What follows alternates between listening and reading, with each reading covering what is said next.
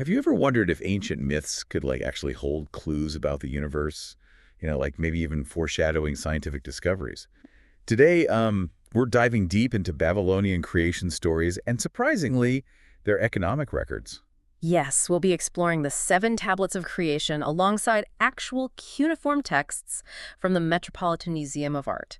So we're talking about ancient receipts, inventories, even personal letters giving us a peek into their daily lives. It's amazing how these clay tablets, they can just transport us back thousands of years. But before we decode these stories, maybe we should talk about cuneiform itself. It's not just some ancient scribbles, is it? Not at all. Imagine trying to read a language where each symbol is like a tiny wedge pressed into the clay. It's almost like an elaborate code, right? Deciphering this, it took scholars decades, painstakingly piecing together these fragments of a lost world. So it's more than just a writing system. I mean, Yeah. it's a testament to human ingenuity and perseverance. Okay, so now, on to the main event, the Enūma Elish. I've heard whispers about epic battles and monstrous gods, so what's the story? Okay, so imagine a universe in chaos. It's ruled by this primordial goddess Tiamat. She's a terrifying dragon-like figure. And get this, she birthed a whole army of monstrous creatures. Oh, wow. Yeah.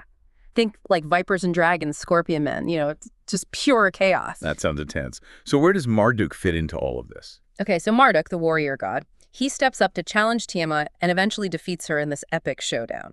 Then he splits her body and uses the pieces to form the heavens and the earth. That's a pretty wild creation story, Yeah. but I've heard that it has some intriguing parallels to modern scientific ideas. Absolutely. I mean, think about it. The separation of primordial chaos in the Enūma Elish, well, it kind of resonates with the Big Bang theory. That's where the universe expands from an extremely dense and hot state, right? So are you saying that the Babylonians were predicting the Big Bang thousands of years ago? Not exactly predicting, but they were definitely grappling with the same fundamental questions about the universe's origins, trying to understand how order emerged from chaos. That's mind-blowing. Are there any other modern parallels that we can draw from the Enuma Elish? Yeah. The way Marduk uses Tiamat's body to create the world, crafting celestial bodies from her remains. Well, it echoes early scientific theories about the formation of planets and stars. I mean, they didn't have telescopes or modern scientific instruments, but they observed the sky and tried to make sense of it through storytelling. So even back then, there was this human drive to understand the world around us, to find patterns and meaning in the cosmos. Precisely. And it wasn't just about explaining the universe. The Enūma Elish was also a powerful political tool, because by making Marduk the champion, it legitimized the rule of Babylon, showcasing their god as supreme, just like their city was the center of the world. It's fascinating how mythology intertwines with politics and power dynamics. But let's not forget about the other piece of the puzzle, those economic texts. I'm curious, what can receipts and inventories from thousands of years ago tell us about the Babylonians? Well, these records reveal a surprisingly sophisticated economic system. For instance, we have a text detailing these daily sheep deliveries. Imagine a farmer meticulously recording 219 sheep on the 5th day, for example. Another text acts as a receipt for oxen and sheep, perhaps for a grand feast. That level of detailed record-keeping on clay tablets is incredible. I mean, it makes our spreadsheets seem pretty simple. And yet, the parallels are striking. They had systems for tracking goods, established trade networks, and even specialized labor. I mean, mirroring the core principles of our modern economy, albeit on a much smaller scale. It's like peering through a window into their daily lives, seeing how they navigated commerce and trade. Did these economic practices influence their understanding of the world? Well, their economic practices were definitely woven into their worldview. Remember the Enūma Elish and the 50 names of Marduk? Oh, yeah. 50 names, that's a lot to keep track of. What's the significance of that? Okay, so each name, it represents a different facet of Marduk's power and function. He's the god of storms, the god of justice, the god of creation, and so on. It's like they were trying to categorize the universe, understand its complexity through these divine attributes. So it's not just a list of names, it's like a framework for understanding the world. Exactly. And it's not so different from how we try to make sense of the world today, is it? I mean, we use scientific classifications like the periodic table or the taxonomy of species to break down these complex systems into manageable chunks. Even the way we structure organizations with different departments and hierarchies, it reflects this impulse to categorize and order. That's a really interesting connection. It suggests that this need to categorize, to find order and complexity, it's a fundamental human drive. Absolutely. And it's reflected not only in their mythology and economic practices, but also in their approach to knowledge. Imagine those meticulous scribes carefully pressing each wedge-shaped symbol into the clay, preserving their stories, laws, and even mathematical calculations for future generations.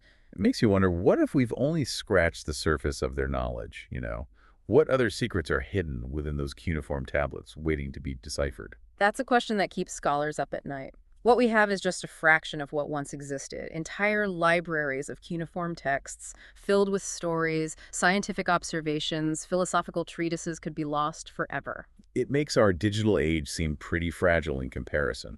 What happens when our hard drives fail or our servers crash or our software becomes obsolete?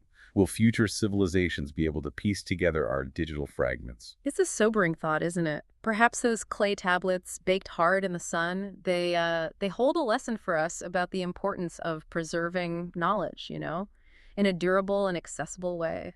Indeed. But shifting gears back to the Babylonians, what stands out to you as the most significant insight we've gleaned from these ancient texts?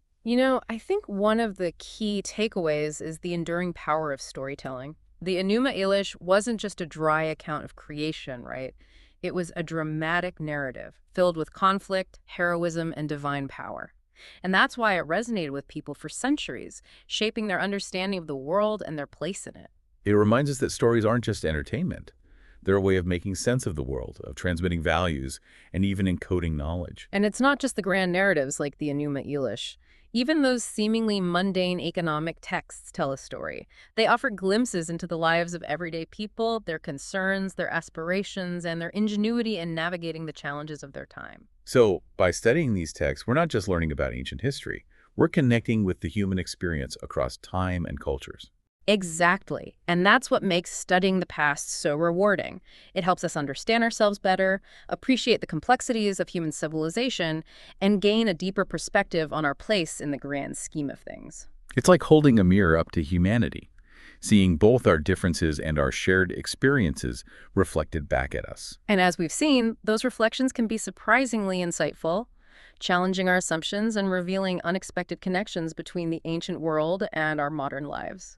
So as we delve further into these ancient Babylonian voices, what's the one question you'd like our listener to ponder? Well, I think the most important question is this. What can we learn from the Babylonians? Not just about their time, but about our own. That's a great question. We've seen how their creation myth kind of echoes those modern scientific ideas. And their economic practices, well, they mirror our systems.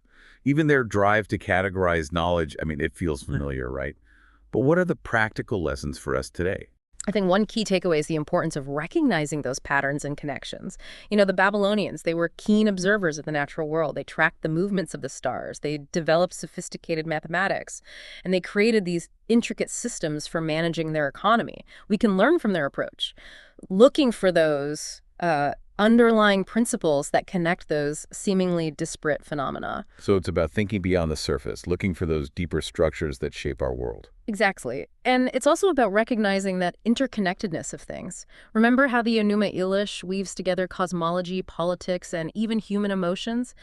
The Babylonians, they understood that the universe is a complex web of relationships, right? And our actions, well, they have ripple effects. That's a powerful insight, especially in today's world where we're facing these complex global challenges. That it reminds us that we can't just solve problems in isolation. We need to consider the broader context, the interconnectedness of systems, and the long-term consequences of our actions. Precisely. And I think the Babylonians, they also offer us a cautionary tale about the fragility of knowledge. As we discussed, so much of their civilization, well, it's been lost to time. We're fortunate to have those clay tablets, but imagine the vast body of knowledge that has vanished, leaving only, these tantalizing fragments. It makes you appreciate the work of archaeologists and scholars, the ones who dedicate their lives to piecing together the past, preserving those precious fragments of human history. And it also highlights the importance of preserving our own knowledge. Yeah. Ensuring that future generations can access and learn from our experiences. Absolutely. So, to our listener out there, as you go about your day, think about those ancient Babylonian voices whispering across the millennia. Let their stories and their wisdom inspire you to look at the world with fresh eyes, seeking connections, recognizing patterns, and appreciating the fragility of knowledge. And who knows, maybe someday, thousands of years from now, someone will be studying our digital records, marveling at our ingenuity and drawing lessons from our triumphs and failures, just like we're doing today with the Babylonians. It's a humbling thought, isn't it? We're all part of this long chain of human experience, striving to understand the world and our place within it. And that's what makes this deep dive so fascinating and ultimately so meaningful. Thanks for listening. We'll be back next week for another deep dive. I would have been on top of the charts, but it's politics. You do some gimmick shit and post, you get a lot of clicks. Drop some real shit and they probably won't acknowledge it.